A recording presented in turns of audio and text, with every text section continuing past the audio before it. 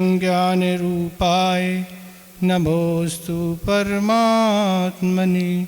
देवादिदेव खजाराट श्री वासुपूजनाथ भगवान की, आचार्य पूजपात स्वामी महाराज की, आचार्य गुरुदेव श्री विद्यासागर महाराज की, मुनि श्री विमल सागर महाराज की, 3 कम 9 करोड़ महाराजों की।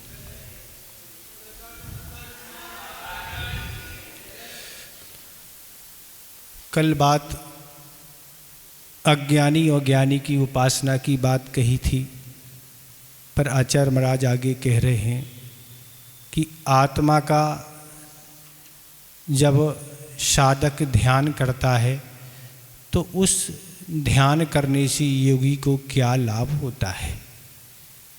जब योगी दुनिया की बाहरी जगत को भूल के केवल आत्मा का ही आलम्बन ले लेता है, तब उस योगी को क्या लाभ होता है। क्योंकि यहाँ तो अध्यात्म और आत्मा की बात कही जा रही है।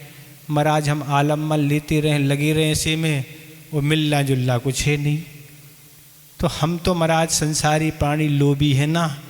तो आचार्य महाराज बता रहे हैं कि हम तो तुम्हारा हमेशा हमेशा के लोभ छोड़ा देंगे। उसके लिए 24 नंबर श्लोक आ रहा है, इसका उच्चारण करें। परिषहाद विज्ञाना विज्ञाना परिषहाद विज्ञाना दासवर्ष निरोधिनी निरोधिनी दासवर्ष निरोधिनी जायते ध्यात्म योगेन जायते ध्यात्म योगेन कर्मणा माशु निर्जरा कर्मणा माशु निर्जरा परिषहाद विज्ञाना दासवर्ष निरोधिनी जायते ध्यात योगेन करुणा मासु निर्जरा।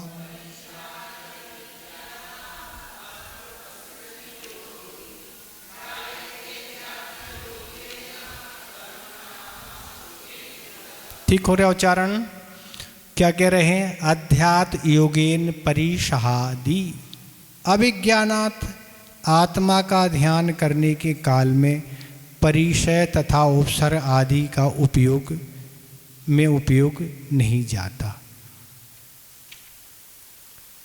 दासवर्ष निरोधनी कर्मणाम निर्जरा आसु जायते, तो उससे कर्मों के आश्रव की निरोधक पुराने कर्मों की निर्जरा शीक होने लगती है। इसमें आचार्य महाराज बता रहे कि वह जब साधक आत्मा का ध्यान करेगा योगी, तो उसको क्या लाभ होगा। तो आत्मा का ध्यान करने के काल में, आत्मा का ध्यान मुनिराज जब करते हैं आत्मा का ध्यान, तो पर पदार्थों से मुख को मोड़ते हैं।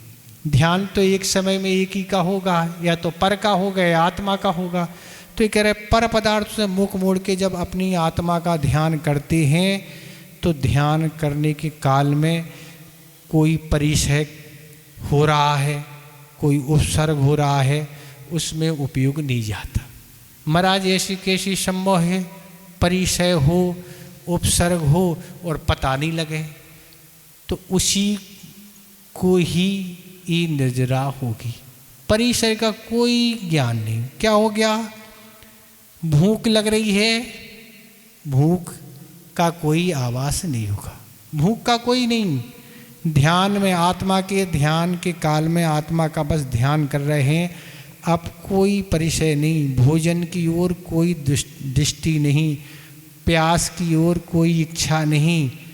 ठंडी पड़ रही है तो भी ठंडी का कोई आवास नहीं।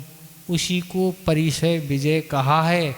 अगर हमारी उसको अनुभूति हो रही है, हम प्रतिकार का भाव कर रहे हैं कोई भी परिचय अवसर को, तो वो परिचय विजय नहीं माना जाए, तब तो ये होगा काम।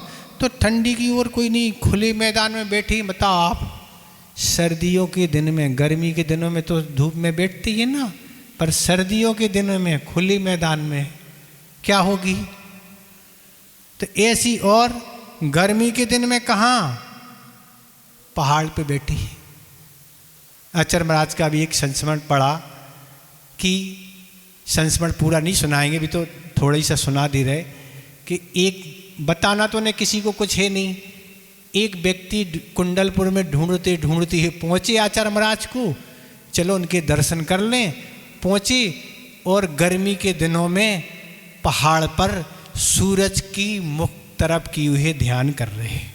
कहाँ बैठे? गर्मी के दिनों में, और सूरज की ओर मुख किए हैं और ध्यान में बैठे हैं। ऐसे उनके संस्मरण हैं। बताना तो उन्हें कोई चर्चा है नहीं, किसी से पूछना भी नहीं और बाद में नहीं बताना कि हम आज क्या है, अपन लोगों की क्या स्थिति है, करते कम हैं बताते ज़्यादा हैं, और वो करते सब कुछ हैं बताते कुछ नहीं हैं। तो आचार्य महाराज कहते थे कि अपनी साधना, नियम, संयम जो कुछ है, तप आदि अगर हम बताते हैं दूसरे को, प्रशंसा हो जाए हमारी, तो उससे क्या होती है? निर्जरा कम हो जाती है। बताने से, बताने की कोई बात ही नहीं। अगर इस दृष्टिकोण से बताएं कि सामने वाला शिक्षा लेके वो भी करने लगे तो कोई बात नहीं, पर हमारी दुनिया में प्रशंसा होगी, इससे आचार्य महाराज कहते क्या होता है? उसका प्रभाव कम हो जाता। तो ये कह रहे हैं कि पहाड़ पर बैठे हैं, वृक्ष के सूखे पत्ते उनके नीचे बैठे हैं और मच्छर भी काट रहे हैं। अभी एक संस्मरण और पढ़ने मिला, संस्मरण बहुत सारे हैं, पर एक कैसा संस्मरण मिला कि एक व्यक्ति आचार्य महाराज के दर्शन करने गए, शाम का समय था, रात्रि हो गई थी, और उनने दूर से देखा कोई कुछ लग रहा है, कोई जाली वगैरह सी डली है, ऐसा लग रहा। दूर से देखा और पास जाके देखा कि आचार्य महाराज बैठे हैं और जाली की तरह पूरे शरीर में मच्छर भिदे हुए, पूरे शरीर में, पूरा शरीर जाली की तरह बन गया मच्छरों ने, इतनी ज़्यादा मच्छर। पर बस वो ही बैठे, बस कुछ नहीं, मूर्ति बद बैठी है, कोई कुछ नहीं, और अपना काम चल रहा है। तब उनने जाके फिर उन मच्छरों को हटाया और तत्संबंधी जो भी व्यवस्था की हो, पर वो तो अपने टच से मच नहीं, बिल्कुल ऐसा लग रहा है जैसे कोई व्यक्ति बैठा है, उस पर काले कलर की नेट डली है, ऐसी स्थिति बनी थी। पर वो बैठे, बस ऐसी बैठे, कुछ नहीं। तो ये कह रहे हैं कि इस तरह आत्मा का ध्यान करने के काल में परिचय का कोई नहीं, आक्रोश परसय भी नहीं, कोई निंदा कर रहा है, असभ वचन बोला, ऐसा कोई नहीं। सत्कार, कोई हम ध्यान में बैठे हैं तो लोग हमारी पूजा प्रशंसा कर रहे, ये भी कोई नहीं। और अज्ञान, यह मूर्ख है, कुछ नहीं आता, ये भी लोग वचन कह रहे हैं पर नहीं। और इस तरह कह रहे हैं आत्मा का ध्यान करने के काल में परिचय का कोई नहीं, सुख दुख का कोई संवेदन नहीं, केवल क्षमता है। तब धीरे धीरे ऐसी साधना करने के बाद उस शरीर से भेद विज्ञान होने के बाद ही क्या होता है? केवल ज्ञान की प्राप्ति होती, कोई सामान्य चीज़ नहीं है। आज तक अपन सब इस संसार का अभाव नहीं कर पाए। क्यों नहीं कर पाए? और अपने रहते रहते अनंतों आत्माओं ने इस संसार से मुक्ति प्राप्त कर ली, पर अपना नंबर उनमें नहीं आया। क्यों नहीं आया? अपन शरीर की सुरक्षा में लगे हुए हैं, विषयों के भोगों में लगे हैं, कषायों में लगे हैं, पापों में लगे हैं, अन्य कार्यों में उत्साह आ रहा। पर यहाँ क्या कह रहे हैं? ऐसे मुनिराज, अब वही पांडव लड़ने भिड़ने वाले, देखो एक बात भी सहन नहीं होती थी, पर गरम गरम आभूषण पहना दिए हो, बस क्या, कुछ नहीं। बताओ आप, जहाँ एक बात सहन नहीं होती थी वहाँ ये स्थिति बन गई। तो इस तरह से पारसनाथ भगवान हैं, सुकुमाल हैं, वही सुकुमाल हैं जिन्हें रत्नों का कंबल गढ़ता था। अब क्या हो रहा बताओ आप? साक्षात उनके शरीर का भक्षण होते हुए भी कोई प्रतिकार का भाव नहीं। सुकुमाल, सुकौशल, इस तरह गज कुमार। तो ये कह रहे, और कह रहे उपसर्ग, उपसर्ग, परिचय और उपसर्ग। उपसर्ग क्या होते हैं? तो उपद्रव को उपसर्ग कहते हैं। ये मनुष्यों के द्वारा क्या होता है, उपसर्ग होता है। मनुष्य भी अपने बैरी का उपसर्ग करते हैं, त्रेंच भी कर देते हैं और देव भी करते हैं। नारकी तो आ नहीं पाती यहाँ करने के लिए, वो तो वहीं करते हैं जो कुछ उन्हें करना है, नहीं आती। और प्रकृति जन भी उपसर्ग होते हैं। नदी पर महाराज ध्यान कर रहे और नदी में बाढ़ आई, बह गए। और भी अग्नि आदि ऐसे। तो ये कह रहे हैं ये उपसर्ग भी और परिचय इनका क्या हो रहा, कोई भान नहीं हो रहा। ऐसे बिल्कुल जड़वत बैठ गए। उपल खाज खुजावती, जैसे छेड़ाला में आया था कि भाई हिरन ये समझ रहा है कोई पत्थर है तो उससे खाज खुजा रहा है और ये जड़वत बैठे हुए। तो ये कह रहे हैं आत्मा का ध्यान करने ऐसे उपसर्ग का उपयोग ही नहीं जाता। ये नहीं समझ में आता है कि उपसर्ग है कि परिचय है, क्या है, बैठ गए। तो आचार्य महाराज ने कहा था एक बार इष्टोपदेश पढ़ाते समय कि मोक्ष मार्ग ऐसा नहीं है कि चलने के लिए फूल बिछे हों, उस पर चलना हो, पंखा लगा हो, कूलर लगा हो, एसी लगा हो, उसकी अच्छी आनंद ठंडी ठंडी हवा में रहना हो, ऐसा नहीं है। यहाँ तो कंकर भी हैं, पत्थर भी हैं, जमीन भी ऊंची नीची है, उस पर चलना है। चलने में भी परिचय है तो बैठने में भी परिचय है, तो सोने में भी परिचय है, तो आहार करने में भी परिचय है। एक दिन आप करके देख लो, इतने सारे खड़े कर दें आपके सामने, समझ में आ जाएगा क्या होगा। पर हम लोग अब व्यस्त हो जाते, अपन को कोई ऐसा समझ में नहीं आता। तुम्हें जो करना तो करो, हमें जो करना हम करें, क्या करना, वो तो रोज का काम है ना। ऐसा है, प्रतिकूलताएं हैं। एक कह रहा है ये चीज चलाओ, दूसरा कहता है नहीं लीनी वो उठवा दी है, आप क्या करें कि नहीं लीनी, बिल्कुल लीनी क्यों दे रहे तुम, नहीं उठवा दी। एक कह रहा दो, तो अब दोनों की अपन दोनों में समता रखना ना उस पर आक्रोश करना, ना जो कह रहा है चलाओ उस पर प्रसन्न होना। और आचार्य महाराज का यश नहीं मिला तो परिचय, अपनी प्रसिद्धि नहीं बढ़ रही है, तप आदि कर रहे हैं तो भी परिचय है, विद्वान हैं तो भी परिचय है, और प्रशंसा नहीं मिली, विद्वान हैं तो भी परिचय है, लोग अज्ञानी कहेंगे तो भी परिचय है, आक्रोश शब्द है। ये आचार्य महाराज कहते हैं यहाँ तो पल पल में परिचय है, परिचयों में समता रखना है। अगर समता है तो संबर और निर्जरा होगी, और यदि मन समता की जगह ममता में चला गया, जैसे अभी तो नहीं चलती, पहले ट्रांजिस्टर चलते थे, रेडियो चलते थे, तो उस समय ऐसे ऐसे उसको चलाते थे, स्टेशनें लगती थी ना, तो कहीं विविध भारती तो कहीं BBC लंदन ऐसी लगती थी ना, ऐसे इसी घुमा। ऐसे ही आचार्य महाराज कह रहे कि समता की जगह अगर ममता आ गई, मोह भाव आ गया, शरीर पर प्रतिकार का भाव आ गया, तो फिर संबर और निर्जरा नहीं होगी। संबर निर्जरा कब होगी, जब समता होगी। समता है ही नहीं तो कहाँ संबर निर्जरा। तो इसलिए ये कह रहे हैं आश्र बस निरोधनी कर्मणाम निर्जरा आसु जायती। तो उससे कर्मों के आश्रव की निरोधक पुराने कर्मों की निर्जरा सीख होने लगती है। क्या कह रहे हैं, जैसे ही वह आत्मा के ध्यान के काल में ना तो उसे परिचय का भान हो रहा है, ना उपसर्ग का भान हो रहा है, ऐसे बैठे तो उस समय क्या हो रहा है, उससे कर्मों का आश्रव की निरोधक, उस समय कर्मों का आश्रय रुक गया, अर्थात कर्मों का आना बंद हो गया, क्योंकि समता है, ना राग है ना द्वेष है। और क्या हो गया, उससे कर्मों का आश्रय रुक गया, पुराने कर्म निर्जसी होने लगती है। और क्या हो गया, निर्जरा भी चल रही है और पुण्य का आश्रय भी हो रहा। तो उससे कर्मों के आश्रय की निरोधक पुराने आश्रय का क्या होगा, आना भी बंद हो गया और यहाँ निर्जरा हो रही। दो काम एक साथ चल रहे, कर्मों का आना बंद हो गया और पुराने जो डले हैं उनकी निर्जरा हो रही है।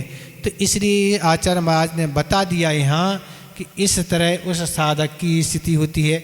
आचार्य महाराज ने कहा था कि सतियों की कथाएं पढ़िए आप, महिलाओं से कहा क्या है, सतियों की कथाएं पढ़िए, महापुरुषों की कथाएं पढ़िए, तब आपको लगेगा कि उनके जीवन में जो कष्ट थे उसकी तुलना में हमारे पास तो आज बिंदु भी दुख नहीं है, थोड़ी भी दुख नहीं है। अगर आगम में हम सतियों की और महापुरुषों की कथाएं पढ़ेंगे, उनको जितने कष्ट उठाना पड़े, परेशानी तकलीफ हुई, उतनी तकलीफ की अपेक्षा तो हमें आज बिंदु के बराबर भी नहीं है। पर उन्होंने क्या किया, साहस जुटा के अपने धर्म को नहीं छोड़ा, लक्ष्य को नहीं छोड़ा, और इस तरह वह अपने लक्ष्य को प्राप्त कर गए। सीता की आप समस्या देख लो ना, जब से आई सो दुख के अलावा कुछ मिला नहीं, पर अंत में परीक्षा देके और दीक्षा लेके अपने स्वर्ग चली गई। इतनी कष्ट परेशानी होती हुई महाराज, इसलिए हमने आपको एक दिन बता ही दिया था कि सीता का जो जीवन है, पर ये जब हम सतियों महापुरुषों की कथाएं पढ़ेंगे तब हमारे अंदर दृढ़ता आएगी। अब हम पढ़ ही नहीं रहे ना महाराज, तो पढ़ नहीं रहे तो क्या होगा, पढ़ नहीं होने से क्या होगा कि हमारे अंदर वो साहस नहीं आएगा। अपने से जो बड़े हैं, जिन पर ज़्यादा उपसर्ग कष्ट परेशानी आई हैं, उनका जीवन पढ़ेंगे तो अपन को लगेगा नहीं हम पर तो कम है, और हम जो हमसे सुख में रहने वाले जीवन उनका पढ़ेंगे तो लगेगा नहीं देखो उनका जीवन कितना सुखी है और हम बहुत दुखी हैं। तो उल्टा होगा, तो दुखी व्यक्ति का जीवन पढ़ने से लगेगा नहीं हमें तो बहुत कम ही दुख है ना, उन पर तो बहुत सारे आ रहे हैं। तो फिर हमारे क्या होगी, साहस बढ़ेगा और हमारे कर्मों की निजरा होगी, हमारी साधनाएं बढ़ेंगी, नहीं तो नहीं बढ़ेंगी। तो इस तरह यह है आपका श्लोक हो गया। ठीक है, इसमें कुछ पूछना तो पूछ लें, आपको ज़्यादा इसमें बताना नहीं है क्योंकि ये तो सब मुनियों का वर्णन है। आप कितना क्या कर सकते, मुख्य रूप से तो मुनियों का है, पर गृहस्थ भी कम नहीं है। सुदर्शन सेठ का कथानक आप पढ़िए, गृहस्थ होते हुए भी रानी के द्वारा क्या नहीं किया गया, पर वह अपनी उन्होंने सामयिक नहीं छोड़ी। प्रतिज्ञा थी मैं सुबह तक ऐसा रहूँगा, खड़ा रहूँगा, हमारा सब कुछ त्याग है, शरीर प्रज्ञा सब, बस रानी की अनेक चेष्टाएं सुदर्शन सेठ को कोई प्रभावित नहीं कर सकी और अंत में सुदर्शन सेठ की विजय हुई। और भी महापुरुषों के जो गृहस्थ में, मुनियों की तो ठीक है, ऐसे मुनियों के अलावा गृहस्थों के भी आपको वर्तमान युग में कई कथानक मिलेंगे जिन्होंने इस तरह काम किया और अंत में लक्ष्य प्राप्त करके मोक्ष को प्राप्त कर लिया। ऐसी कथाएं पढ़ेंगे तो अपने अंदर करने का भाव आएगा। अब समय हो आपको तो पढ़ लेना, समय नहीं है तो क्या करें ना, तो कोई ट्यूशन तो लगेगी नहीं ना घर जाके आपकी ना है।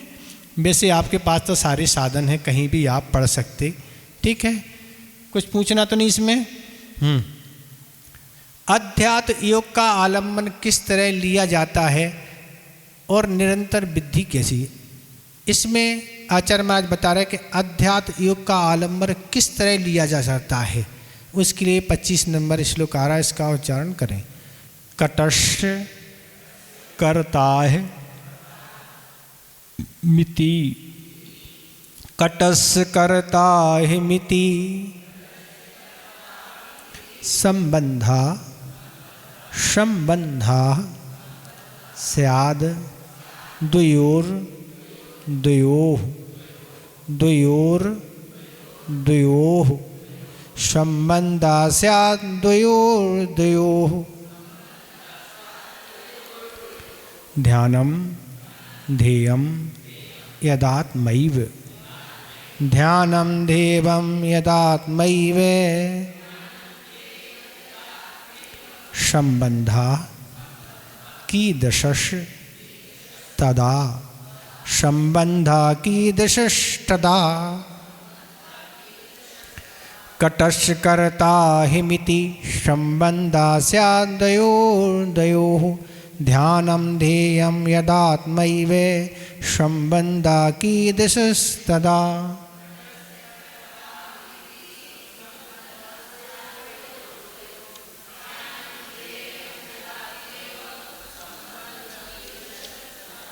ठीक हो गया उच्चारण।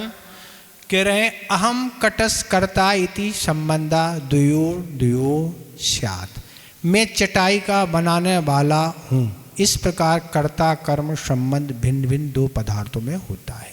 यदा ध्यानम ध्येयम आत्मा एव तदा कीदृश संबंधा, परंतु जब ध्यान और जिसका ध्यान किया जाता है तब आत्मा ही है, तब कैसा संबंध, अर्थात एक पदार्थ में कर्ता कर्म का संबंध कैसे हो सकता है। इसमें आचार्य महाराज बता रहे कि अध्यात्म की वृद्धि कैसी होगी, तो कह रहे चटाई का बनाने वाला हूँ, इस प्रकार कर्ता कर्म का संबंध होता है। जो चटाई बनाता है वो कर्ता कहलाता है। वो चटाई जिनके द्वारा जो होती है, जो भी हो, खजूर आदि की पट्टियाँ, वो उनसे जो बनती है वो क्या हो गया, कर्ता और कर्म का संबंध।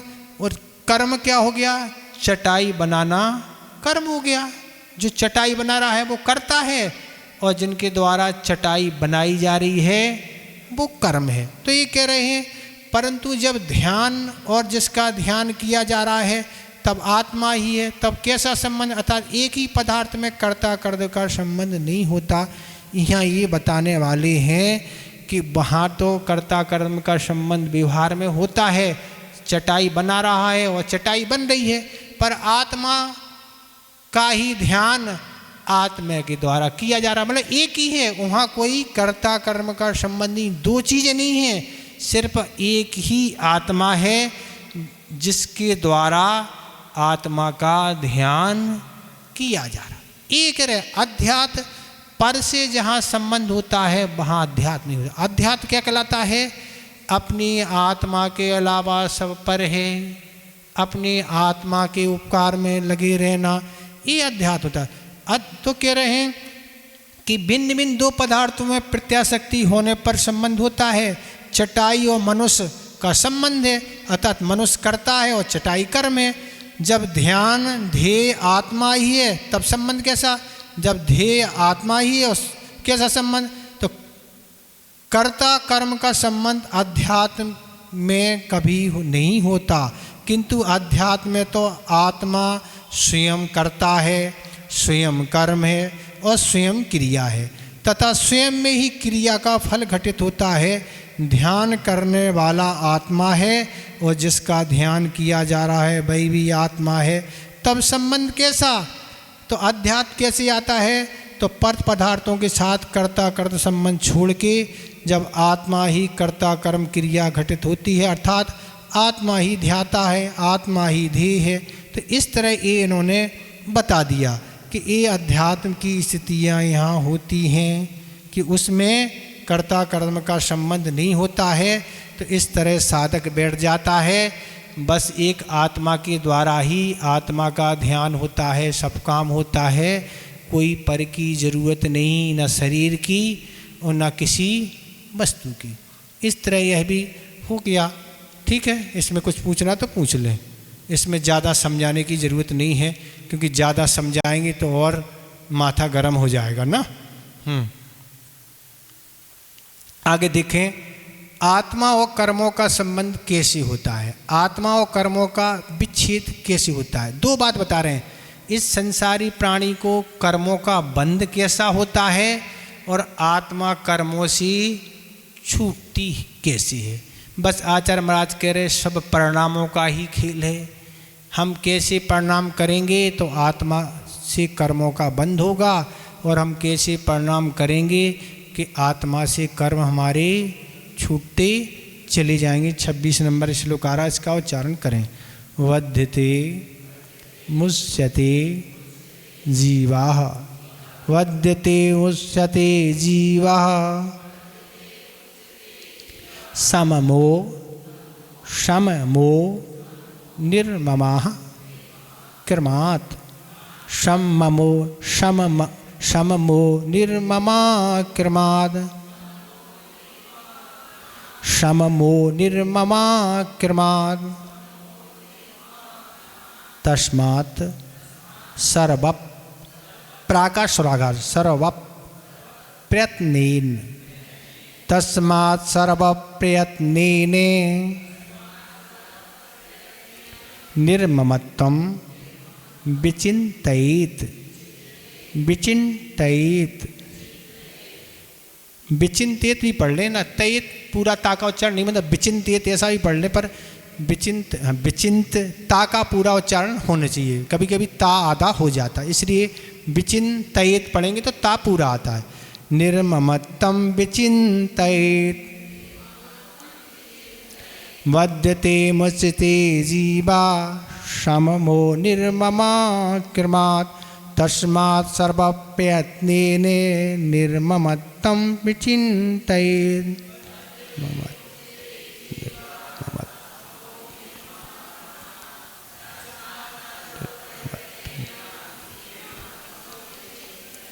ठीक हो गया उच्चारण?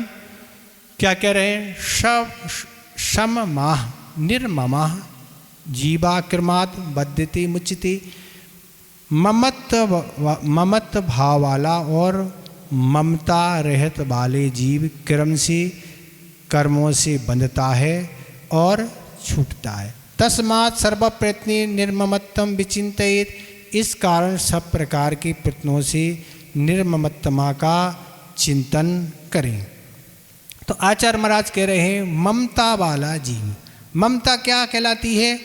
स्त्री, पुत्र, पुत्री, माता पिता, बहन भाई और दुकान मकान आदि जो भी चीज़ें हैं आत्मा के अलावा जो पर हैं, उन पर ममत्व भाव रखना, मोह भाव रखना, ये हमारी है। पर को अपना मान रहा है, अपनी आत्मा के अलावा सब पर हैं। तो क्या है? इनमें ममता भाव रखना, रात दिन बस यही भाव रखना, ये सब हमारा है, ये सब हमारा है, उसी के जुटाने में लगी रहे हैं। तो आचार्य कहते अगर तुम्हारे होते तो छूटते क्यों? ये शीश पराय का अभाव होगा, यही छूट जाते हैं। तो ये क्या है? ये जीव के विभाव परिणाम है, ये आत्मा का स्वभाव नहीं, पर को अपना मानना। तो राग रूप परिणाम से कर्मों का बंध होता है। जैसे हम पर पदार्थ पर ममता भाव रखेंगे तो क्या होगा? कर्मों का बंध होगा, क्योंकि जो अपना नहीं है उसको हम अपना मान रहे हैं। तो इसलिए कह रहे ममता वाला जीव कर्मों का बंध करता है।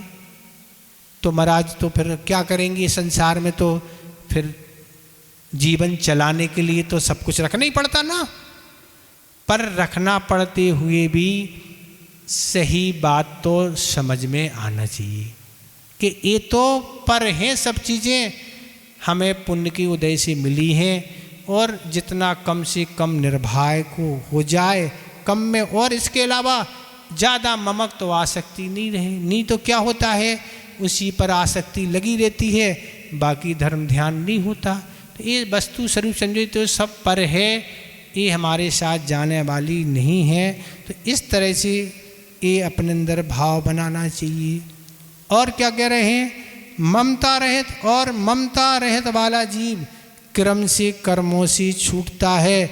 और जो ये विचार बनाता कि हमारा कुछ भी नहीं है, वस्तु तो बस हमें उपयोग करना है, वस्तु की स्थिति समझते हुए। तो ये कह रहे हैं जो इस तरह के भाव करता है कि ये सब चीज़ें पर हैं, हमें इन पर ज़्यादा ममता आदि नहीं करना है, काम चलाना है, काम निकालना है। क्योंकि ज़्यादा आसक्ति रहती है तो वस्तु के टूटने गुमने आदि में जाने में उतना ज़्यादा संक्लेश होता है। जितनी प्रिय वस्तु होगी उतना ज़्यादा संक्लेश होता, आरोग्य ध्यान उतना ही होता। और अगर ज़्यादा आसक्ति वस्तुओं पर नहीं है तो उतना दुख और संक्लेश नहीं होता है। फिर क्या है? क्रोध उत्पन्न हो जाता है, झगड़े की स्थिति बन जाती है। हम तो बिल्कुल 20 साल से रखे हुए हैं सुरक्षित, और तुमने तोड़ दी, तुमने गुमा दी, ऐसा हो गया। अब क्या हो गया? बस वही टेंशन, पागल जैसे बन गए। तो आचार्य ये कहना है ऐसी जड़ पदार्थों में तुम क्या कर रहे हो? आसक्ति करके उन कर्मों का बंद करते चले जा रहे हैं। ये समझना पड़ेगा। हम महाराज नहीं समझेंगे तो कर्मों का बंद चले ही रहा। आपके नहीं समझने और नहीं समझने से क्या बच जाए क्या? नहीं महाराज, वो तो करते चले जा रहे हैं। अरे वो करते चले जाए तो वो समझे, वो उनको भी भोगना, आपको भोगना है तो आप भी तैयार हो जाओ ना। उनको कथाएं पढ़ें जो ममत्व मूर्छा से रहित थी और उन्हें उसका क्या फल मिला, उनकी पढ़ें। दोनों कथाएं आगम में हैं। जो ममता से सहित थे उनका क्या हुआ, वो जो ममता से रहित थे उनका क्या हुआ, दोनों कथाएं पढ़ लें। अब आपको कैसा लग रहा है वैसा आप अपना लें, समझ में आ जाएगा। वर्तमान युग में तो हर तरह की कथाएं मिल जाएंगी, पर कथाएं पढ़ के चिंतन करना आवश्यक है। केवल पढ़ना ही नहीं है, पेज पलटना है, पलट लिए 10 पढ़ लिए, हो गए 10, तो क्या होना है ऐसे। आप तो भली आप एक पेज पढ़ो, पर उसके सारा निचोड़ आप समझ लो कि ये एक पेज में जितनी लाइनें आई हैं ये लाइनें क्या कह रही, इन लाइनों से मैं शिक्षा क्या लेना। तो पढ़ने का मत है, पढ़ना तो आप क्या एक ही दिन में आप पूरे निपटा दोगे ना। आपको क्या, आप तो निपटाने में बहुत माहिर है ना, पर ऐसे निपटाने से कुछ होगा क्या। तो क्या कह रहे हैं, तस्मात् सर्व प्रयत्नेन निर्ममत्वम विचिंतते। इस कारण सब प्रकार के प्रयत्नों से निर्ममत्ता का चिंतन करो। इस कह रहे सब प्रकार के प्रयत्नों से, कह रहे इस कारण मतलब ममत्व भाव वाला जीव कर्म से बनता है, तो इस तरह का चिंतन करोगे। सब प्रकार, एक प्रकार के पुरुषार्थ नहीं करो। आचार्य कह रहे सब प्रकार के प्रयत्न करो। एक प्रकार का प्रयत्न करते हैं, सफल नहीं हो पाते हैं, नहीं हो रहे सफल, दूसरा करो, दूसरा नहीं तो तीसरा करो। ऐसा तो होगा ही नहीं कि आप सफल नहीं होंगे, सफल तो जरूर होंगे, पर जो आप प्रयत्न करेंगे उससे पुण्य का संचय तो हो ही रहा, बेकार नहीं जा रहा। आप कोई भी साधना कोई भी काम कर रहे हैं तो उससे पुण्य तो संचय हो रहा ना, और धीरे धीरे कर्म का युग बनेगा तो आप प्रयत्न करते रहें, सफल होंगे। तो इस तरह से पुरुषार्थ करें, सफल होंगे। संसारी प्राणी इन संसार के मार्गों में तो देखो आप कितना पुरुषार्थ करता ना, कितना दिमाग लगा था। सोचो ना, कहीं किसी व्यक्ति से आपको काम है, आपने मोबाइल नंबर लगाया, वो उठाया नहीं उसने, आप दिमाग नहीं अब उसका लगाओ, नहीं अब इसका लगाओ, 10-20 को लगा देगा। कितना पुरुषार्थ कर रहा ना महाराज। यहाँ दिमाग नहीं चलता, वहाँ दिमाग अप टू डेट चलता, मेरा कंप्यूटर माइंड है, यहाँ नहीं। तो ये आचार्य महाराज कहने वाले हैं कि जिस तरह संसार की उपलब्धियों को तुम पुरुषार्थ करते हो, इस तरह का पुरुषार्थ अगर तुम मोक्ष मार्ग के कार्यों में करोगे तो सफलता मिलेगी। काम तो वही है ना, और दिमाग वही है, पर करना है रुचि हो। तो इस तरह से इसको कह रहे हैं सब प्रकार से निर्ममत, सब प्रकार से निर्ममत्व का चिंतन करो। मन से भी, वचन से और काय से व्यक्ति अपना पूरा जीवन जोड़ने में निकाल लेता महाराज। पूरा जीवन इकट्ठा करने में लगता है और चंद मिनटों में छूट जाता। क्यों? मरण होगा तो छूटेगा ना, कौन साथ में ले जाएंगे आप। तो सुबह से शाम तक, सुबह शाम एकांत में बैठ के, ऐसे एकांत में बैठ के चिंतन करो, ये शरीर आदि मेरे से भिन्न है, वास्तव में मैं इनसे पृथक हूँ, संसार में कोई ना पदार्थ मेरा है न मैं उनका हूँ। ऐसा निर्ममता का चिंतन करना चाहिए। तब संवर पूर्वक कर्मों से छूटने वाली, ऐसे संवर निर्जरा पूर्वक कर्मों से छूटने के लिए निर्ममता, अगर संवर करना चाहते हो, निर्जरा करना चाहते हो कर्मों की, तो निर्ममता का चिंतन करना चाहिए। आज अनेकों चिंतन तो चलते हैं, पर निर्ममता का चिंतन नहीं। अनेकों चिंतन तो चलते नहीं, बिना मन है तो चिंतन तो चल नहीं रहे ना। मन तो हमेशा दौड़ ही रहा है। किस दौड़ में दौड़ रहा है? आप जिस दौड़ में उसको दौड़ा रहे हैं उस दौड़ में दौड़ रहा है। आप इस दौड़ में दौड़ाएंगे तो यहाँ दौड़ेगा वो। तो इसलिए कह रहे आचार्य, कहना है कि अगर पूर्व कर्मों की निर्जरा करना चाहते हैं, पूर्व कर्म आप कोई साधना उपलब्धि करना चाहते हैं, तो वो व्यवधान बनते हैं। पर अगर उन कर्मों की निर्जरा होगी तो कोई व्यवधान नहीं बनेगा और पुण्य का संचय होगा, पापों का आना भी रुकेगा, इसलिए आप उपलब्धि कर लाएंगे। तो इसमें यही कह रहे हैं कि इसमें भी पूर्वजों की कथाएं पढ़ें, एक से एक कथानक आपको मिलेंगी। कैसे निर्ममत थे, हमने बनारसी दास जी का उदाहरण सुनाया था कि पोटी में बांध के रतन जो है ले गया, ले उठा दी, स्वयं उठवा रहे ना। महाराज बहुत मूर्ख हैं वो, तो हम समझदार होते तो क्या करते ना, मूर्ख थे ना वो, यही समझेंगे ना। मूर्ख वो थे कि हम थे, ये तो तत्व ज्ञान से सही निर्णय हो पाएगा ना। भरत चक्रवर्ती भी मूर्ख ही है ना। तो ये हम सबको मूर्ख देख रहे हैं, वस्तुतः हम अपने को मूर्ख नहीं समझ रहे ना। ये निर्ममता अंतरंग से नहीं, तो ये अंतरंग से होना चाहिए। तो हमें नहीं कह रहे आप ताला लगाना बंद कर देना, ताला यहाँ तो ताला लगाना ही पड़ेगा ना, पर सुरक्षा रखते हुए भी निर्ममता भी तो विचार करना होगा, नहीं तो सब कुछ गड़बड़ हो जाएगा। इस तरह यह आपका भी श्लोक हो गया। इसमें कुछ पूछना तो पूछ लें। कर्मों का बंध आपको करना है तो भी आचार्य महाराज ने उपाय बता दिया, और कर्मों की निर्जरा करना है तो भी उपाय बता दिया।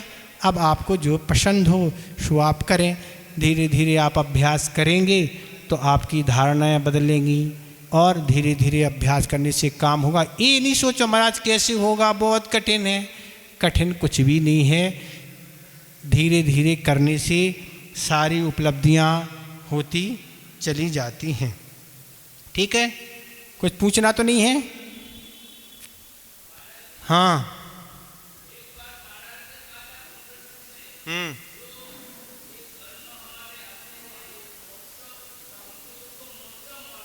हाँ, महोत्सव मनाना चाहिए क्या? महोत्सव स्वीकार करेंगे तो समता भाव बना रहेगा, तो निर्जरा होगी और आगामी कर्म का बंध नहीं होगा। और क्या करेंगे? आड़े टेढ़े होंगे, चिल्लाएंगे, रोएंगे, धोएंगे, समता नहीं रखने से पुनः बंद होगा, फिर आएंगे। वो तो लगे ही है ना, वो तो ऐसा होएगा ना। तो ऐसे ग्रंथों का स्वाध्याय करेंगे तब काम बनेगा, नहीं करेंगे तो क्या है, चल ही रहा है महाराज, दौड़ रहे हैं, दौड़ते रहो ना।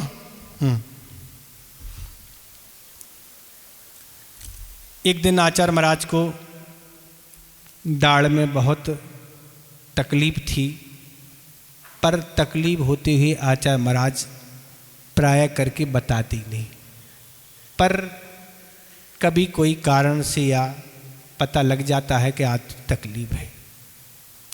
तो बहुत तकलीफ थी, फिर भी सुबह जो संघ को स्वाध्याय कराना था वह उन्हें स्वाध्याय प्रारंभ कर दिया।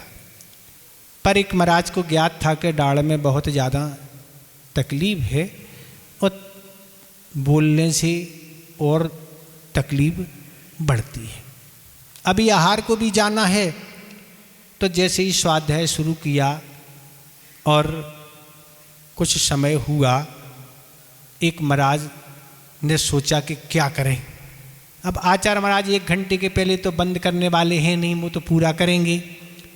तब आचार्य महाराज से बोले, आचार्य महाराज हम लोग एक बोलते थे, जैसे समय जब होता था तो ये नहीं बोलते थे समय ओम, ऐसा कहते थे, तो आचार्य महाराज समझ जाते थे कि समय हो गया, ऐसा बोलते थे ओम, मतलब वो समझ गए कि समय हो गया, ऐसा बोलते थे हम लोग। तो ओम कहा, क्यों अभी तो आधी घंटा हुआ है। नहीं आचार्य महाराज हम लोगों को जंगल जाना है। अरे अभी और करना है, नहीं ऐसा नहीं। वो भी समझ रहे थे कि ये बंद किसी लिए करा रहे, और थोड़ी देर उन्होंने स्वाध्याय कराया, और स्वाध्याय कराने के बाद पूर्ण कर दिया। और पूर्ण करने के बाद फिर महाराजों ने निवेदन किया, आचार्य महाराज हम आपकी वैयावृत्ति करना चाहते हैं। तो आचार्य महाराज ने अनुमति दी, तो महाराज जो भी 4-5 महाराज थे उन्होंने वैयावृत्ति प्रारंभ कर दी। और एक महाराज कहने लगे, आचार्य महाराज दाढ़ का दर्द तो बहुत भयंकर दर्द होता है, और जब दाढ़ में दर्द होता है तो सिर भी तड़कता है और दाढ़ें भी दर्द होती है, आहार करने में भी तकलीफ होती है और नींद भी गायब हो जाती। तो दूसरे महाराज बोले सिर का दर्द भी आचार्य जी बहुत तेज होता है। जब सिर दर्द होता है तो ना नींद आती है, ना भोजन करने में मन होता है, ना कोई स्वाद है करने का। तो तीसरे महाराज ने कहा इससे ज़्यादा तो घुटने की तकलीफ होती है कि जब उठना बैठना ही बहुत कष्टदायक हो जाता है, ना उठना ना बैठना सोना आदि बहुत ज़्यादा तकलीफ होती है घुटने जब होते हैं। ऐसे सब अपने अपने दर्द की बात बता रहे थे। आचार्य महाराज कह रहे सब अपने अपने अनुभव की बात कह रहे हैं, पर हम ये कहना चाहते आप लोगों से, ये आत्मा अनादि काल से दर्द उठा रही है। आप तो शरीर की दर्द की बात करते जा रहे हैं सब लोग कि शरीर में ऐसा वैसा। हाँ, अनादि काल से आत्मा दर्द उठा रही है, उसके बारे में कभी सोचा तुम लोगों ने? ये आचार्य महाराज का अध्यात्म है कि हमारी दृष्टि हमेशा शरीर पर रहती है, उनकी दृष्टि हमेशा आत्मा पर रहती है। भैया शरीर नहीं, ये अनादि काल से आत्मा दर्द जन्म मरण का कष्ट उठा रही है। इस आत्मा को उन कष्टों से दूर करो। अब क्या किसी के पास उत्तर था? सब चुप रह गए, कोई बोला ही नहीं कुछ। बोधि समाधि परिणाम शुद्धि स्वात्मोति लब्धि शिव शोक सिद्धि चिंतामणिम चिंतित वस्तुदाने तम वंदमान स्ममास्तु देवी।